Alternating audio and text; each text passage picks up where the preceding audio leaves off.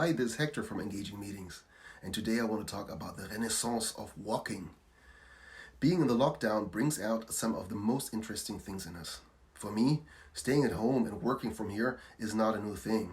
I have been practicing that for a while now. What I really do miss is the face-to-face meetings with colleagues, clients, and especially the travels to events all over the world, including the pleasures of interacting with as many people as possible while giving a speech. So my days have been a little bit more monotonous lately, and so have yours. What I always enjoy after a long day of sitting down at the desk and looking at computer screens is to go for a walk in the woods, through the streets of town, or alongside the River Rhine.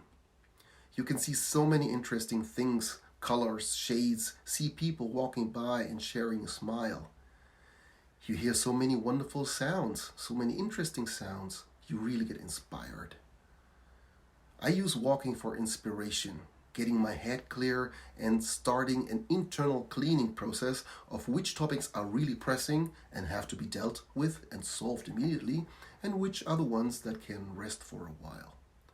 My brain works at its best while I'm walking, and it seems to restructure itself. Great ideas come to my mind and bad thoughts just disappear. That's one of the reasons I love golfing.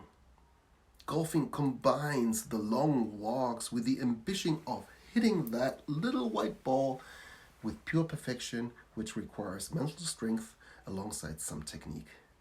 Golf is a sport that is considered to be great for having valuable, in-depth conversation with people you play with.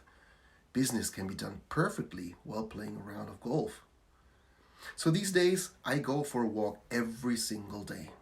Sometimes 4, sometimes up to 8 kilometers. Just walking, thinking, and reorganizing my thoughts. Sometimes listening to a great book or podcast. When you walk, great things happen to your body. The blood circulation is activated and the blood cells are oxygenized optimally. The body is in movement and the brain can work so much better than while sitting down. When we share a walk with another person, keeping a safe distance, of course, now these days, we are in a situation to discuss deeper and more thoughtfully our issues, challenges, and ideas with that other person. There is a reason that Steve Jobs used to go for a walk with people when he had some important negotiations to do or discuss an important topic with them.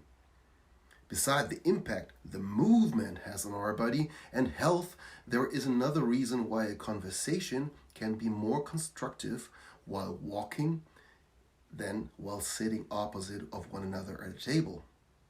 We overcome psychological barriers. When we sit down at a table, the table itself creates a psychological barrier between us and the people we want to talk to. When you walk side by side, the brain is targeted towards achieving a common goal. We are walking in the same direction at the same speed.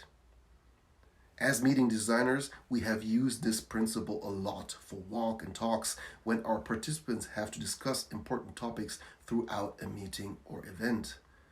In smaller groups, you can use the local surroundings of your venue perfectly for walking and talking. You can use a nearby park or the route between two locations, or use your local attractions for walking. The participants will get inspired, create their best ideas while walking. Co-creation and workshops can be conducted very effectively this way. It always works.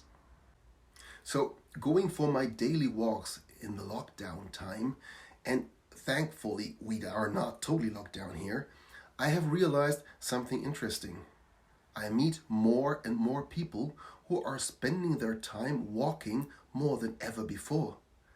This is of course due to the fact that there's nothing else to do at the moment, and just like me, people are getting drowsy within their homes and have to go outside just to not go crazy. But being forced to go out for a walk to get away from feeling knocked down, people might realize the benefits of the walk itself. Some of them haven't taken time to go for a walk in months or even years. Among them, there are people that would rather take the car and drive 2 blocks down to the supermarket. It might become a new habit for the post-corona times. Just imagine if this new acquired habit would become a habit for life. How awesome would that be? We would live a healthier life and we would be able to rearrange our thoughts from time to time.